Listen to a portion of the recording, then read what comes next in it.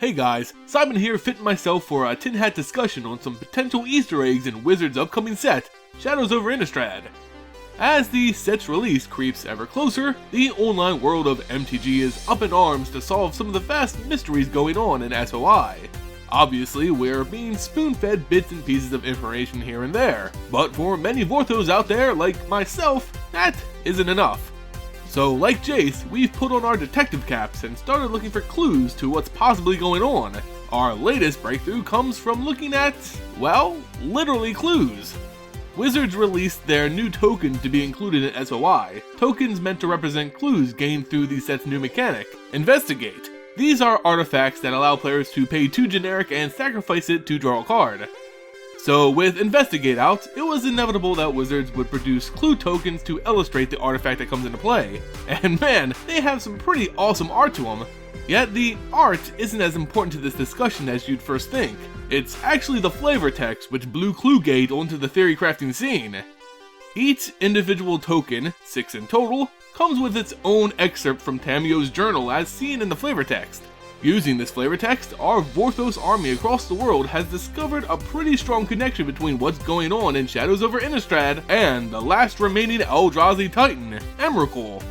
So first, let's run down the flavor text for each of the clue tokens. First is the Shattered Ruins of Markov Manor. Reading, remember to have Genric research Markov Manor. Genric is an astromancer on Innistrad who helped Tamio's initial research into the Plains Moon. So far we haven't seen much of him, but in her journal at least Tamio's mentioned him before. Next, a destroyed mosaic of Avacyn. Reading, consider this, the shepherd turns on her flock. Why? Then the warped symbol of the Church of Avacyn. Reading, the symbols. When did they change? That's followed by a bloody feather. Reading, with angels came mysteries. And next, a strange pendant by the sea. Reading, their chanting grows louder as the tide rises. And finally ending with one of Nahiri's cryptoliths. Reading, for every answer, 3 questions. Alone and even together, these quotes seem to be referring to different things, different mysteries unfolding on Innistrad. But if you look closer, the wording on these flavor texts seems out of place, even odd. Sure, the grammar works out, but it feels forced in some places, as if they were designed to point the reader in some hidden direction while providing hints to its true meaning. The strange wording was blown even more open when the card was translated into Japanese. Now, I don't speak, read, or understand the Japanese language in any way, so I had to turn to Reddit to get clarification on this. I believe it was from a user named Onion Wing Pigeon, but regardless, the community discovered a very odd discrepancy when they translated to Japanese. In particular, the flavor text which read, for every answer, 3 questions, was highlighted. Apparently, when it was translated, it used a different form of the number 3 than would be traditionally used for that type of sentence. This difference in usage means that the number 3 in the flavor text was meant to mean something else, and as a result, fit oddly well with another flavor text from a previous set, Ugin's Insight from Battle for Zendikar. This card's flavor text reads, you speak to me of the threat of Ulamog, but do not forget, they came as 3. Putting some key words from the previous clue tokens together, we can see a clear connection.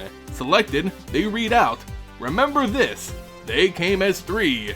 Ba ba ba. Yep, if you use your imagination a little, the clues from Investigate and Shadows over Innistrad point to the set's main baddie being Emrakul, the last Eldrazi Titan. This is either a huge Easter egg that Wizards wanted people to work on and discover, or it's just a sick joke, getting people to overthink things. Either way, I think it's really cool. I mean, just think about it. Wizards went out of their way to put something hidden within the actual physical clue tokens for SOI. Even if nothing's really there, they added that flavor text on purpose to get the community going. Really, flavor text on a token? Come on, it was purposely done, and honestly, I'm thankful for it. So, what do you guys think about this theory? Are you in favor of Cluegate, or do you think it's just a tinfoil hat argument? Let me know in the comments below. If you enjoyed the video and want to see more, consider giving it a like and subbing to the channel. It goes a long way in supporting future content. You can also support this channel by becoming a patron on Patreon and following me on other social media outlets. Find links to those in the description below. As always guys, thank you all so much for watching, and I'll see you next time.